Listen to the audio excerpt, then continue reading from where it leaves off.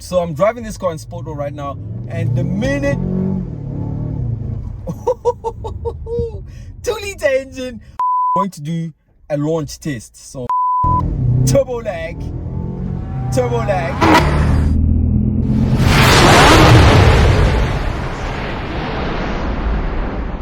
What's up, everybody? This is Brandon. We're here with another episode of The Drive Show, and today I'm in an A250. This is a 2022 model, but it's pretty much the same as the 2023 model. It looks the same outside. They just changed the steering wheel inside and added more ambient lighting.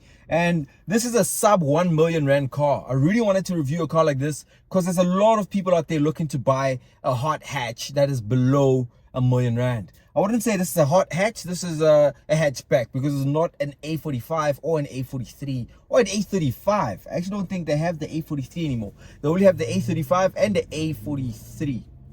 When I first got into this car, I was a little bit underwhelmed, considering the fact that this car is a little bit more plain on the door panels and on some parts of the interior. Nonetheless, this does feature the nice piano black center console with a touchpad to control the infotainment system, a nice digital gauge cluster, and a previous gen steering wheel. And this Alcantara throughout the cabin makes this car feel that much sportier, with the nice AMG sport seats in the front and at the back for 2 passengers. These seats are covered in not only Alcantara and leather, but they have these nice red stitching into them that makes them pop just in the right places.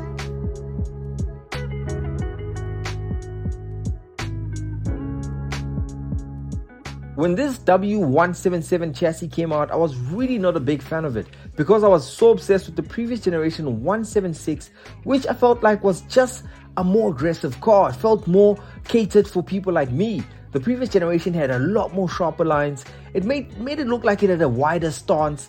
It had bigger headlights that made it look more aggressive in the front end. And this one felt like a more simmered down version of that car. Criticism aside though, you can really make this car look amazing with the right amount of mods.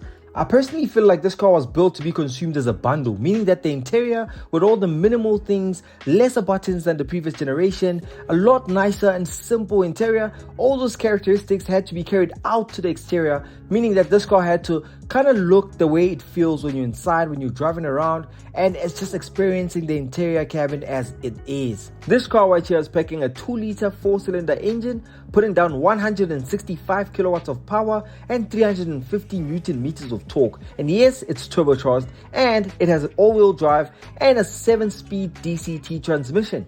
Performance wise, I have nothing to complain. I've just been driving comfort mode. I haven't pushed it to sport yet, but I'm gonna try it now.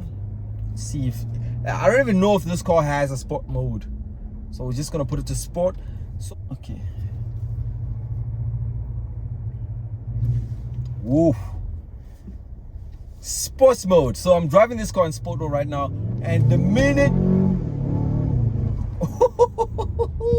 2-liter engine with some burbles at the back, it honestly feels way faster than it actually is, considering the fact that this car is a 221 horsepower hot hatch. It's more than enough power, if you ask me. More than enough. For the budget, it's more than enough. So the driving experience and the dynamics of this car just feels way too nice for the price. To be honest, this is way too nice for the price. So the exhaust and the audio of the car, when you put this exact same car in sports, I feel like it's being pushed inside the cabin through some speakers somewhere, because it sounds way louder than the car actually is outside. And I'm not complaining. To be honest, I'm not complaining. It feels like a V8 engine when you push this car. Right, so we're about to put the car in sports, not individual. I'm gonna put it in sports, and I'm going to do a launch test. So 3, 2, 1. Turbo lag. I had to stop before 100 because there's a hump here. Nonetheless, as you guys heard that and you guys saw that, this thing is quick. It is only packing 221 horsepower. That is not a lot, but in this hot hatch with the suspension and how tiny this car is, it feels like it's flying. Thank you guys for watching this quick review of the A250. Please like and subscribe for more videos like this.